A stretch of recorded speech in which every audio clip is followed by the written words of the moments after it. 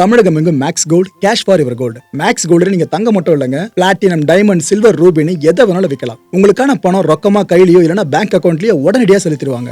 Market மதிப்பை விட 100 ரூபாய் ஒரு கிராமுக்கு உங்களுக்கு கூடுதலா கிடைக்கும். தமிழ்நாடு முழுக்க டோர் ஸ்டெப் சர்வீஸும் இவங்க ப்ரொவைட் பண்றாங்க. உங்களுக்கு கோல்ட விற்கணும்னு அதுக்கு ஒரே ஒரு பெஸ்ட் பிளேஸ் மேக்ஸ் கோல்டு தான். கால் 04445454545. வணக்கம். Big topic with Karthik Mayakumar.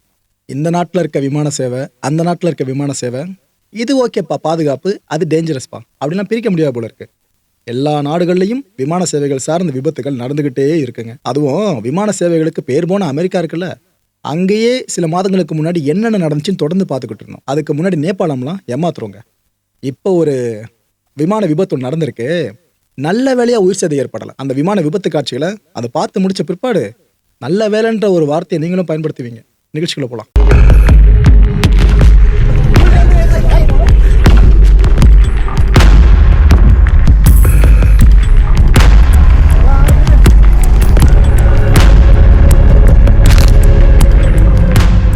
நேபாளில் Buddha ஏர், இதுக்கு சொந்தமான ஃப்ளைட் நம்பர் 9NAMF. இது ஆக்சுவலாக ஒரு ATR-72-500 டர்போ ப்ரொப்பல்லர் பிளேனுங்க. இது தெரியுதா உங்களுக்கு? இந்த ப்ரொப்பல்லர்ஸ்லாம் பார்த்துருப்பீங்களே, அந்த காலகட்ட விமானங்கள் அப்பேற்பட்ட வகையை சேர்ந்தது தான் இது. இந்த ப்ரொப்பல்லர்ஸோட ஓட்டம் இருக்குல்ல, இதை பேஸ் பண்ணி தான் அந்த விமானத்தோட இயக்கம் அமைஞ்சிருக்கும். இதில் கிட்டத்தட்ட 51 பயணிகள். க்ரூ மெம்பர்ஸ் பார்த்தீங்கன்னா 4 பேர். ஸோ ஒட்டுமொத்தமாக 55 பேர் இந்த விமானத்தில் ஏறுறாங்க. ஏறின பிற்பாடு விமானம் டேக் ஆஃப் ஆகணும்ல. இந்த நேபாளோட காத்மண்டு இருக்குல்ல, அங்கே இருந்து நைட்டு ஒரு 8:23 மணி வாக்கில் இந்த விமானம் டேக் ஆஃப் ஆகுது. அது வரைக்கும் எந்த பிரச்சனையும் இல்லை. ஆக்சுவலாக விமானம் காத்மண்டுல கிளம்புதில்ல, லோக்கல் சர்வீஸாக இருந்து, இதில் அன்னைய நாளோட கடைசி விமான சேவை இதுதான். ஓகேவா? காலையில் ஆரம்பித்து நைட் வரைக்கும் விமான சேவை இருக்கும். அதில் கடைசி விமான சேவை இதுதான். இந்த பத்ராப்பூர்ன்ற பகுதி இருக்குல்ல, அதை நோக்கி இந்த விமானம் பயணிச்சுட்டு இருந்துச்சு. நடுவான்லையும் பிரச்சனை இல்லை, டேக் ஆஃப் ஆகும்போதும் பிரச்சனை இல்லை. கிட்டத்தட்ட லேண்டிங்காக டச் பண்ணுவாங்களே அந்த லேண்டை, அது வரைக்கும் கூட பிரச்சனை இல்லை. என்ன இருக்கு, நைட்டு ஒரு 9-8 மணி வாக்கில் அந்த விமானம் அந்த ரன்வே இருக்குது பார்த்தீங்களா, லேண்டிங்காக அந்த இடத்த அப்ரோச் பண்ண ஆரம்பிக்குது. சடனாக என்ன ஆகுது, அந்த விமான ஓடுதளம் இருக்குல்ல ரன்வே, அதுலேருந்து 200 மீட்டர்ஸ் வரைக்கும், 200 மீட்டர்ஸ் வரைக்கும், ஓகேவா, அது கொஞ்சம் தள்ளிடுச்சுங்க. அதாவது அந்த ஓடு பாதியை சரியாக கணிக்க முடியாமல் சில நேரங்களில் சில ஆக்சிடென்டெல்லாம் இது போல விஷயம் நடக்கும்ல, அது போல தான் இங்கேயும் நடந்துருச்சு. 200 மீட்டர்ஸ் நகர்ந்துருக்குது அப்படின்றது இந்த ஏவியேஷன் இண்டஸ்ட்ரியை பொறுத்த வரைக்கும் ஒரு பெரிய விஷயந்தான். அந்த பிளேனோட ஒட்டுமொத்த ஷேப் எங்கே போய் நிற்கிது தெரியுதா? இது போல காட்சியெலாம் பார்த்துருக்க மாட்டீங்க. விமானம் லேண்ட் ஆன பிற்பாடு கீழே புற்கள் முளைச்ச காட்சியை நீங்கள் எந்த விமான நிலையத்திலும் பார்த்துருக்க முடியாது. ஆனால் இங்கே பார்க்க முடியுதுல. காரணம், அந்த ஓடுதளத்தில் விமானம் கிடையாது. இந்த ரன்வேக்கு பக்கத்தில் ஃபுல்லாக புற்களை வச்சுருப்பாங்க பாருங்க. கரெக்டாக அந்த கிராஸ் மத்தியில் அந்த விமானம் போய் லேண்ட் ஆகுது. அதை தான் இங்கே பார்த்துட்டு இருக்கீங்க நீங்கள். இந்த காட்சியை பாருங்க. இதை பார்க்கும்போது உங்களுக்கு என்ன தோணும்? என்னப்பா விமானம் இப்படி நிற்கிது, அப்போ உள்ள ஒரு 55 பேர் இருந்தாங்க சொன்னீங்களே, பயணிகள் ப்ளஸ் க்ரூ மெம்பர்ஸ்னு, அவங்களுக்கு என்ன ஆச்சுன்ற பதட்டம் உங்களுக்கே வருதுல்ல. நல்ல வேலையா அந்த 55 பேரும் பாதுகாப்பாக மீட்கப்பட்டாங்க. ஸோ இப்போதைக்கு ஒரு நல்ல செய்தி இதுதான். ஆனால் சில பேருக்கு மட்டும் லேசான காயங்கள் ஏற்பட்டிருக்குங்க. அதிலும் பேசஞ்சர்ஸ் ஒரு 6 பேருக்கு காயம் ஏற்பட்டு அவங்கள ஹாஸ்பிட்டலைஸ் பண்ணி அதுக்கப்புறம் சிகிச்சையும் கொடுத்துக்கிட்டு இருந்தாங்க. இந்த பயணிகளை நீங்கள் அங்கேயே யாரும் காப்பாற்றாமல் விட்டுருந்தாங்க. இட் மீன்ஸ் இந்த விமானம் இங்கே லேண்ட் ஆகவே ஓகே, வேற எங்கன்னா லேண்டிங் ப்ரொசீஜர் மேற்கொண்டு ஏதாவது ஆயிருந்துச்சு, அப்டிக்கல் எதனா மோதி இருந்துச்சுன்னா யோசிச்சு பாருங்க எவ்வளோ பெரிய உயிர் சேதம் ஏற்பட்டிருக்கணும். அந்த வகையில் கெட்டதில் ஒரு நல்லதுன்ற மாதிரி தான் புற்களில் வந்து அந்த விமானம் நிற்கவே ஓரளவுக்கு நமக்கு பெருமூச்சு கிடச்சிது. இந்த ஒர்க் பண்ணாங்க பார்த்தீங்கன்னா, ரெஸ்கியூ டீமில் ஈடுபட்டிருந்தவங்களாம் சூப்பராக பண்ணியிருக்காங்க. உண்மையிலேயே கொஞ்சம் கூட தாமதம் ஏற்படுத்தலைங்க. இது போல் விஷயம் ஒன்று அரங்கேறதுன்னு தெரிஞ்சதுமே கடன்னு அங்கே வந்தாங்க. வந்தவங்க பேசஞ்சர்ஸ் ப்ளஸ் க்ரூ மெம்பர்ஸ்னு எல்லாரையும் பத்திரமா மீட்டிருக்காங்க. இந்த நேரத்தில் நம்ம எல்லாருமே இவங்களுக்கு தான் நன்றி சொல்லணும். ஏன்னா இவங்க தாமதப்படுத்தியிருந்தால் என்ன வேணாலும் இருக்கலாம். இந்த விமான விபத்து காட்சி சார்ந்து நிறைய காட்சிகள் பார்த்துருப்பீங்க. ஆனால் இதுதான் நம்மளை கொஞ்சம் பயமுறுத்துகிற காட்சின்னு சொல்லலாம். அந்த ஒரு லேண்டிங் பண்ண இடத்தையே பாருங்க, கிட்டத்தட்ட பிரளய காட்சி மாதிரி உங்களுக்கு தெரியும்.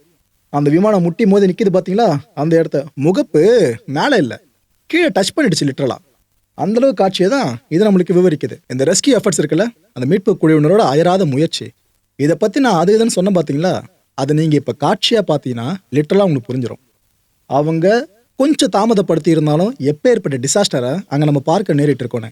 ஏன்னா மற்ற நாடுகளுக்கு விமான விபத்துகள் சார்ந்து அந்த கோர முகம் எந்த அளவுக்கு தெரியுதோ இல்லையோ, இந்தியாவுக்கு நல்லா தெரியும். இந்த ஏர் இந்தியா விமான விபத்துக்குள்ளான காட்சி, அதில் பயணித்தவங்கள ஒருத்தர் மட்டும் உயிரோடு வந்த ஒரு காட்சி, அதெல்லாம் பார்த்து நமக்கு தெரியும்ல. நல்ல வேலை இந்த மக்களுக்கு அந்த பிரச்சனை ஏற்படல அப்படின்ற ஒரு பெருமூச்சு நம்மளுக்கு நல்லா விட முடியும். இப்போ இந்த ரெஸ்கியூ டீமுக்கு நான் அவ்வளோ தூரம் சபாஷ் போட்டுட்டு இருந்தல, அந்த காரணத்தை இப்போ நீங்கள் காட்சியாக பாருங்க, உங்களுக்கே புரியும்.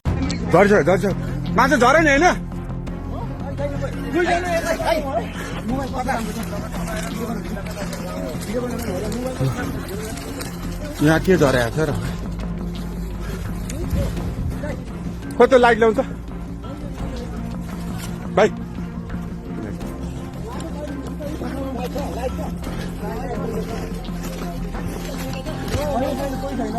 मान्छे निस्किसकेको छैन.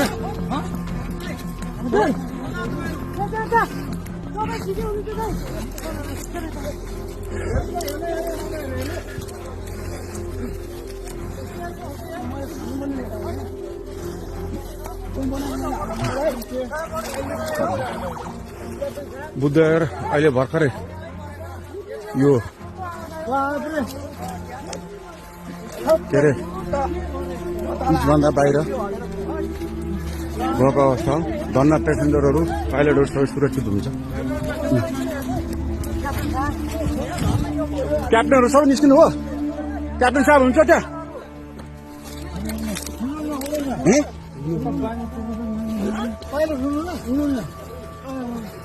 मलाई पठाइदिए ल ल टिकटकमा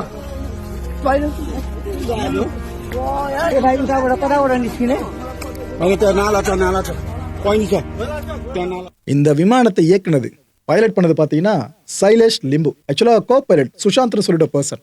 அவருக்கு முகத்தில் காயம் பட்டிருக்குங்க. அந்த பைலட் முகத்தில் காயம். ப்ரோ அப்படின்னா முகப்பில் இருக்கவங்க பைலட்ஸு முகத்தில் காயம்னா ரொம்ப பெரிய காயமாக கேட்டிங்கன்னா நல்ல வேலை பெரிய காயமாக ஏற்படலைங்க. எந்த அளவுக்குன்னா அவருக்கு ஹாஸ்பிட்டலைஸ் பண்ணி டிஸ்சார்ஜ் பண்ணிட்டாங்க. அது வரைக்கும் அப்டேட்ஸ் வந்துருச்சு.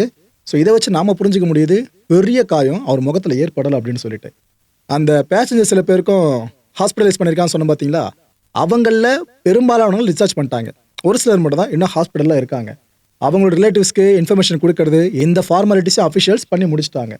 இந்த நேபாள் ஏவியேஷன் சேஃப்டி இருக்குல்ல, இது சார்ந்த ரெக்கார்டை இப்போ உங்ககிட்ட ஷேர் பண்ணிக்கலாம்னு நினைக்கிறேன். பிகாஸ் இப்போ இந்த விபத்துக்குள்ளான விமானம் சார்ந்த இன்ஸ்பெக்ஷன் ஆரம்பிச்சிட்டாங்க. அப்புறம் இந்த பைலட்ஸோட பிஹேவியர்ஸ் இருக்குல்ல, இதையும் ஃபுல்லாக அவங்க கணக்கெடுத்து பார்க்க ஆரம்பிச்சிட்டாங்க.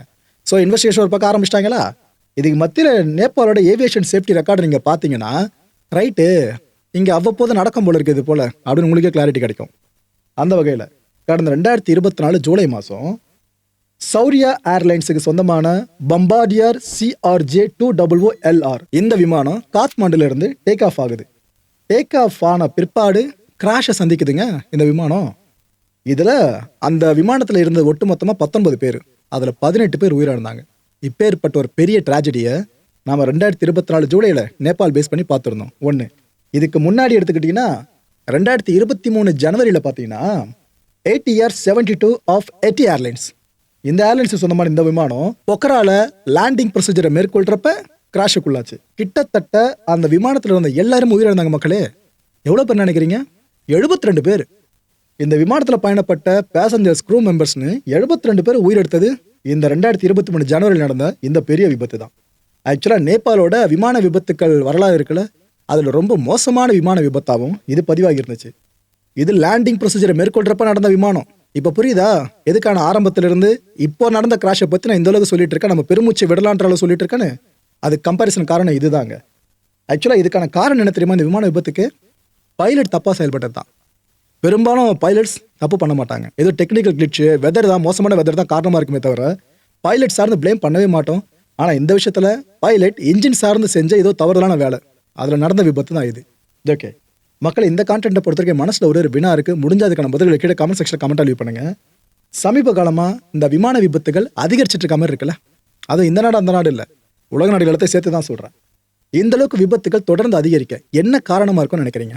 அடுத்த நிகழ்ச்சி சந்திக்கலாம். நன்றி, வணக்கம். தமிழகம் எங்கும் max gold, cash for your gold. Max gold நீங்க தங்க மட்டும் இல்லைங்க, பிளாட்டினம், டைமண்ட், சில்வர், ரூபினி எதை வேணாலும் விற்கலாம். உங்களுக்கான பணம் ரொக்கமா கையிலயோ இல்லைன்னா பேங்க் அக்கௌண்ட்லயோ உடனடியாக செலுத்திடுவாங்க. மார்க்கெட் மதிப்பை விட 100 ரூபாய் ஒரு கிராமுக்கு உங்களுக்கு கூடுதலா கிடைக்கும். தமிழ்நாடு முழுக்க டோர் ஸ்டெப் சர்வீஸும் இவங்க ப்ரொவைட் பண்றாங்க. உங்களுக்கு கோல்ட விற்கணும்னா அதுக்கு ஒரே ஒரு பெஸ்ட் பிளேஸ் மேக்ஸ் கோல்டு தான். கால் 04445454545. என் அன்பார்ந்த மாயம் ஸ்டுடியோஸ் நேயர்களே, மாயம் பக்தின்னு ஆன்மீகத்துக்காக பிரத்யேகமா ஒரு சேனலை கொண்டு வந்திருக்கோம்.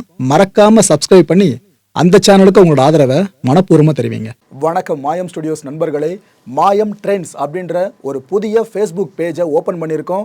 நீங்கள் யூடியூப்பில் பார்த்துட்டு இருக்கீங்களா நம்மளோட கான்டென்ட்ஸ்லாம், இதெல்லாம் விட ஒரு படி மேலே ரொம்ப கிறிஸ்பாகவும் ரொம்ப சூப்பராகவும் நிறைய கான்டென்ட்ஸ் உங்களுக்கு இந்த பேஜில் காத்துட்டு இருக்குங்க. ஸோ உடனடியாக ஃபேஸ்புக் பிளாட்ஃபார்ம் போங்க, மாயம் ட்ரெண்ட்ஸ்னு டைப் பண்ணி சர்ச் பண்ணி நம்ம பேஜை ஃபாலோ பண்ணுங்கள். அப்படியே நம்ம சேனலையும் நீங்கள் சப்ஸ்கிரைப் பண்ணிட்டீங்க அப்படின்னா இன்னும் நிறைய புது புது கான்டென்ட்ஸை உங்களுக்காக ப்ரொடியூஸ் பண்ணி கொடுத்துக்கிட்டே இருப்பாங்க. நீங்கள் பண்ணுற ஒவ்வொரு சப்ஸ்கிரிப்ஷனும் எங்களுக்கு பெரிய மோட்டிவேஷனாக அமையும்.